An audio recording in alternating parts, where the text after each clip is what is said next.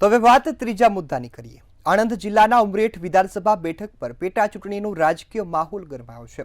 ભાજપના ઉમેદવાર હર્ષદ પરમારે મુખ્યમંત્રીની હાજરીમાં ઉમેદવારી નોંધાવી છે। ઉમેદવારી પહેલા યોજાયેલી ભવ્ય જનસભા અને રેલીમાં હજારોની સંખ્યામાં કાર્યકર્તાઓ અને સમર્થકો ઉમટી પડ્યા। મુખ્યમંત્રીના આગમન સાથે કાર્યકર્તાઓએ ગગનભેદી સૂત્રોચ્ચાર કર્યો અને મુખ્યમંત્રીનું સ્વાગત કર્યું। પોતાના સંબંધોમાં મુખ્યમંત્રીએ સ્વર્ગસ્થ ગોવિંદભાઈ પરમારના કાર્યોને પણ યાદ કર્યા છે। હર્ષદ પરમારને જંગી બહુમતીથી જીતાડવાની અપીલ પણ કરી છે। તો જનસભામાં હર્ષદ પરમારે ભાવુક સંબોધન કરતા પોતાના સ્વર્ગસ્થ પિતાના અધૂરા સપનાઓ પૂર્ણ કરવાની પણ વાત કરી છે।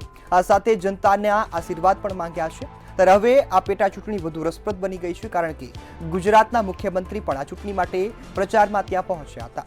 આ સાથે મુખ્યમંત્રીની હાજરીમાં જ હર્ષદ પરમારે પોતાની ઉમેદવારી નોંધાવતા જીતનો વિશ્વાસ પણ વ્યક્ત કર્યો છે। હવે જોવાનું રહ્યું કે આ પેટા ચૂંટણીમાં ભાજપને મુખ્યમંત્રીના પ્રવાસનો કેટલો ફાયદો થાય છે। ચૂંટણી યોજાયા બાદ જ આ વાતની સ્પષ્ટતા થવાની છે, પરંતુ અત્યારે રાજકીય માહોલ છે તે ગરમાઈ ગયો છે। મુખ્યમંત્રી પણ આ બેઠક પર પ્રચાર માટે પહોંચી ગયા છે। તો આપણી સાથે સિનિયર પત્રકાર હિમાંશુભાઈ પંડ્યા જોડાઈ ચૂક્યા છે। હિમાંશુભાઈ, આપનું ખૂબ સ્વાગત છે મંતવ્ય ન્યૂઝ પર। હાલ ઉમરેઠમાં રાજકીય માહોલ ગરમાયો, મુખ્યમંત્રીએ પણ આગમન કર્યું છે। પ્રચારને લઈ શું કહેશો અને આ મુદ્દાને કઈ રીતે જોઈ રહ્યા છો?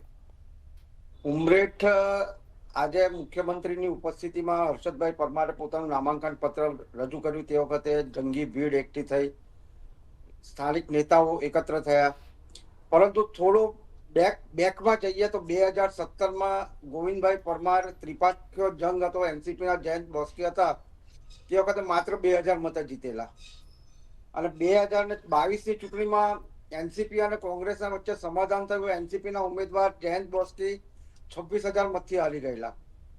હવે આ વખતની ચૂંટણીમાં સીધો જંગ છે। જયંત બોસ્કે પોતે ચૂંટણી લડવાની ના પાડી છે, એટલે ક્ષત્રિય અને ક્ષત્રિય વચ્ચે જયારે આ ચૂંટણી જંગ ખેલાઈ રહ્યો છે, ત્યારે 32% ક્ષત્રિયો વચ્ચે મતો વહેંચવાની શક્યતા જોવાતા પાટીદાર અને અન્ય સમાજના જે મતો છે એક નિર્ણાયક સાબિત થશે આ વખતની ચૂંટણીમાં, એ સ્પષ્ટ દેખાઈ રહ્યું છે। જી બિલકુલ। હિમાંશુભાઈ, આપને શું લાગે છે કે આમાં મુખ્યમંત્રીની મુલાકાત કેટલી સફળ નીવડશે, અથવા તો કોઈ પક્ષને આ વખતે મોકો મળવાનો છે?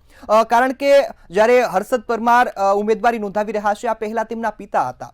આ પહેલી વખત છે કે જે આ ધારાસભ્યની બેઠક પરથી ઉભી રહ્યા છે। પેટા ચૂંટણી છે એટલે સ્વાભાવિક છે કે આખું મંત્રીમંડળ પોતાનો જસ લેવા માટે ઉમટી પડે, એ વસ્તુ સત્ય છે, અને મુખ્યમંત્રીની આજે ઉપસ્થિતિ એમાં બધા પ્રેરક બળ પુરવાર થઈ છે। પરંતુ સામે કોંગ્રેસમાં પણ ભૃગુરાજસિંહને જે ટિકિટ આપી છે, 15 વર્ષ સુધી તાલુકા પંચાયતના પ્રમુખ રહી ચૂકેલા છે, એમની પોતાની સ્વચ્છ છબી છે, એટલે આ વખતનો જંગ ભાજપ માટે ભલે આખું મુખ્યમંત્રીની ઉપસ્થિતિ હોય કે આખું ભાજપ ઉતરી પડે, પણ કશ્મકશ ભર્યો રહેશે, એમાં કોઈ સંદેહ નિશ્ચિત છે। જી બિલકુલ। હિમાંશુભાઈ, આપને શું લાગે છે કે આ વખતે જનતા કઈ તરફેણમાં જઈ શકે? શું એવા મુદ્દા છે જે લોકલ કે જે જનતાના ધ્યાનમાં હોય?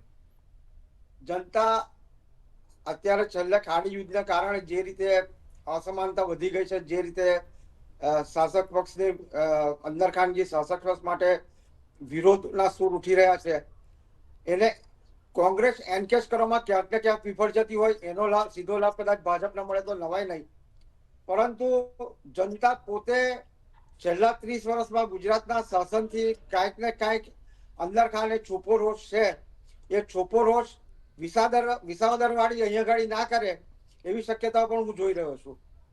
જી બિલકુલ। હિમાંશુભાઈ, ખાસ એક મુદ્દો એ પણ કવર કરી લેજો કે આ વખતે હર્ષદ પરમારને એમના પિતાનું જે સામ્રાજ્ય હતું તેમનો ફાયદો થાય એવું લાગે છે ખરા?